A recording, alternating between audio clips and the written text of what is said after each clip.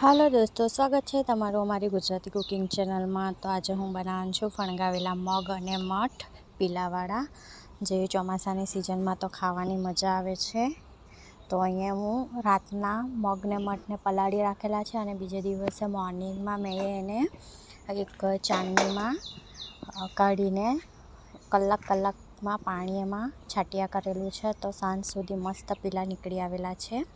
તો અહીંયા હું શાક બનાવવાની છું। કાંદો, ટામેટું, આદું, લસણ, મરચાંની પેસ્ટ, હળદર, મીઠું, ધાણા પાવડર, ગરમ મસાલા પાવડર, બધું મરચાં પાવડર મિક્સ કરીને એક પ્લેટમાં લઈ લીધું છે સાથે જ। અને અહીંયા તેલ ગરમ કરવા મૂકી દીધું છે કુકરમાં, અને સૂકા મરચાંનો વઘાર કર્યો છે।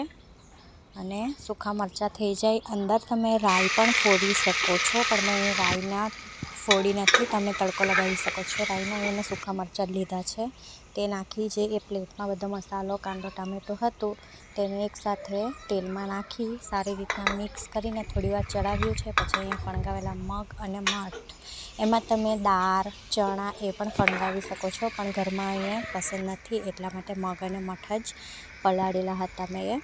અહીંયા જોઈતું હિસાબે પાણી લેવો, તમને જે હિસાબે રસો જોઈતો હોય એ હિસાબે પાણી લઈ કુકર એકદમ સ્લો ફ્લેમ પર 2 સીટી નહીં તો 1.5 સીટી પાડી ચડાવી લો તો તૈયાર છે મગ અને મઠ। વધારે સીટી પાડશો તો મગ એકદમ ચડી જશે, સારા નહીં લાગે।